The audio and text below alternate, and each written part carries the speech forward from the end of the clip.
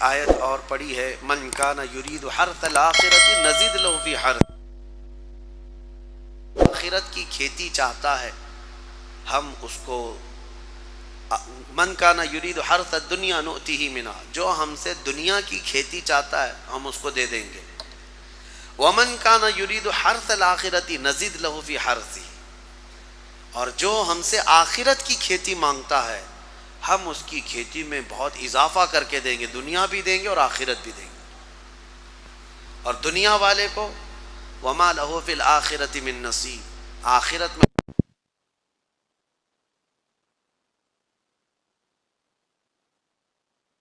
اللہ مجھے دنیا میں فلاں چیز دے دے، فلاں چیز دے دے، فلاں چیز دے دے، اللہ فرماتا ہے دے دیا جائے گا تمہیں، جیسے ہم مانگتے ہی رہتے ہیں نا میرے عزیزو، اسی لیے کہتے ہیں نا خالی دنیا مت مانگو۔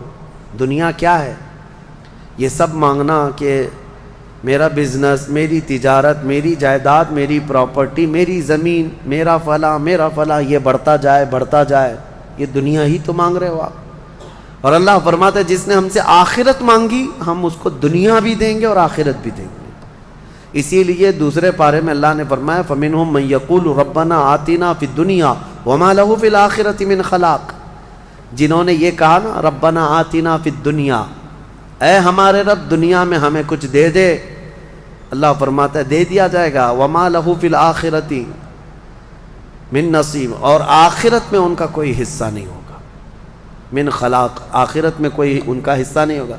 وَمِنْهُمْ مَنْ يَقُولُ رَبَّنَا آتِنَا فِي الدُّنْيَا حَسَنَةً وَفِي الْآخِرَةِ حَسَنَةً وَقِنَا عَذَابَ النَّارِ أُولَٰئِكَ لَهُمْ نَصِيبٌ مِّمَّا كَسَبُوا، اللہ فرماتا ہے اور جنہوں نے کہا اے ہمارے رب ہمیں دنیا میں بھی اچھائیاں دے دے اور آخرت میں بھی اچھائیاں دے دے، رب فرماتا ہے، اور جنہوں نے یہ کہا اے اللہ ہم کو عذاب دوزخ سے بچا لے، رب فرماتا ہے یہ وہی لوگ ہیں جنہوں نے حقیقت میں حصہ حاصل کر لیا، آخرت بھی مانگ لیا دنیا بھی مانگ لیا۔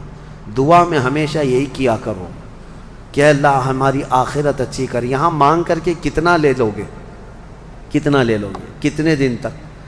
چلو آج آپ نے صحت مانگی، اے اللہ مجھے صحت عطا کر، طبیعت اچھی رکھ، اچھی بات ہے، لیکن کتنے دن تک رہو گے؟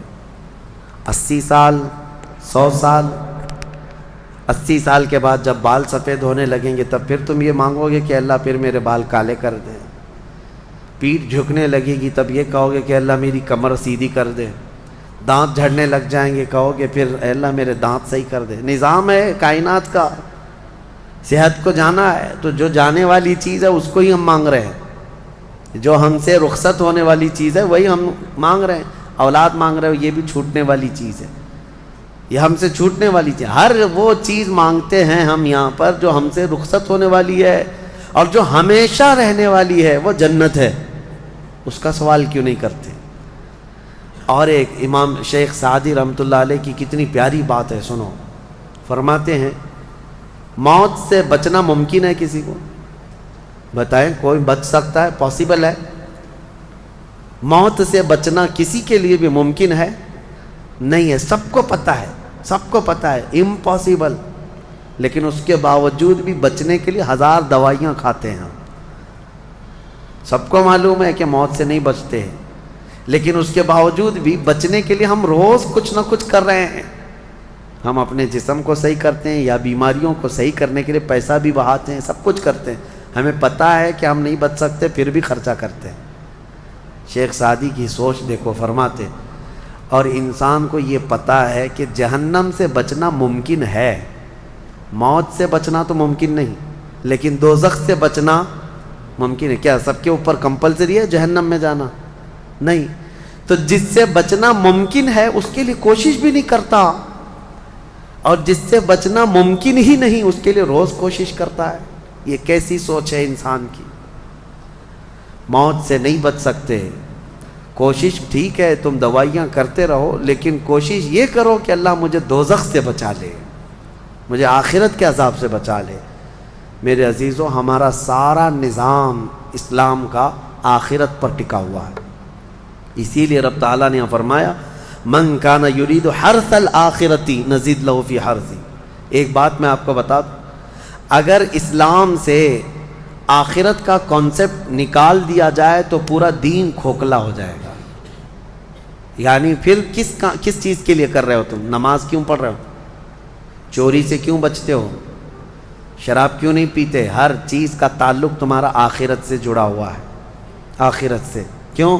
حساب ہوگا، پوچھا جائے گا، میری نمازیں بھی پوچھی جائیں گی، روزے بھی پوچھے جائیں گے، ہر چیز آخرت کے خوف سے ہم دنیا میں عمل کر رہے ہیں، اور اگر آخرت کا کانسیپٹ ختم ہو گیا تو وہی درندوں کی طرح سے ناچتے گھومتے رہیں گے۔ جیسے دوسری قوموں کو دیکھ رہے ہیں، ان کے ہاں کوئی تصور ہی نہیں آخرت کا، ان کا تو یہ ہے کہ اچھے کام کرو گے تو دوسرے جنم میں اچھا بن کے پیدا ہو جاؤ گے، برے کام کرو گے تو دوسرے جنم میں کتا بلی بن کے پیدا ہو جاؤ گے، بس اتنا ہی ہے، اس سے زیادہ نہیں ہے۔ پھر بھی کچھ لوگوں کے ہاں ہے سورگ اور نرگ کا، لیکن وہ بھی اتنا یقینی نہیں ہے، اتنا یقینی نہیں ہے جتنا تمہارے لیے ذہن میں یقینی جنت اور دوزخ کا تصور ہے، یہ دوسروں کے ہاں نہیں ہے۔ اسی لیے میرے عزیزو، آخرت کے تصور کو اتنا مضبوط بٹھاؤ، اتنا مضبوط بٹھاؤ۔ مجھے ایک بات یاد آتی ہے کہ ہمارے ایک بزرگ تھے، میرے بڑے دادا، اللہ ان کی تربت پر رحم فرمائے، پورے علاقے میں لوگ اس بات کے شاہد ہیں، جب بھی کوئی کچھ غلط کام کرتا یا چھوٹی بہت بھی چیز ہلکی نظر آتی ان کو، تو ڈانٹنے کے لیے سب سے پہلا جو جملہ وہ کہتے تھے وہ یہی کہتے تھے، کیا تجھے آخرت کا خوف نہیں ہے؟ آخرت سے نہیں ڈرتا؟ یہ ایک جملہ اکثر ہر کام پر، نماز کے سلسلے میں ہو یا کسی کو کہیں پر گپے لگاتے بیٹھے ہوئے دیکھتے تو یہ کہتے آخرت کا ڈر نہیں ہے۔ یہ ان بزرگوں کا شیوا رہا ہے، اولیاء اکرام کا طرہ امتیاز رہا ہے کہ وہ اپنے سارے اعمال آخرت کے خوف پر رکھے ہوئے ہیں۔ حضرت حاتم اعصم رضی اللہ تعالیٰ عنہ ایک بڑے پائے کے بزرگ ہیں، فرماتے ہیں نماز جب پڑھتے تھے تو کہتے میرا تصور یہی ہوتا ہے، میرا تصور یہی ہوتا ہے کہ موت میرے گردن کے پیچھے، ملک الموت یہی ہے، یہ سوچتا ہوں کہ اب آخری نماز ہے، میری آخری نماز ہے، اور دونوں طرف میرے جہنم کے گڑھے ہیں، ادھر بھی ادھر بھی، میں اگر تھوڑا سا بھی ہل جاؤں تو ہو سکتا ہے ادھر کے گڑھے میں یا ادھر کے گڑھے میں، اور پیچھے ملک الموت ہے اور سامنے رضائے الہی ہے اور جنت ہے، میں بڑھنے کی کوشش کر رہا ہوں۔ اس تصور کے ساتھ وہ نماز پڑھتے تھے، اس تصور کے ساتھ، اور سجدے میں جاتے تو یہ کہتے کہ میرا آخری سجدہ ہوگا، ملک الموت پیچھے ہی کھڑا ہے میری گردن کے پاس، اور اگر میں تھوڑا بہت ہل گیا تو ادھر بھی دوزخ ہے، ادھر بھی دوزخ ہے، سامنے کی طرف مجھے پورا تصور جمانا ہے، رضائے الہی ہے اور جنت میری یہاں ہے۔ تو ان کے سارے تصورات ہر کام میں آخرت پر ڈیپینڈ تھے۔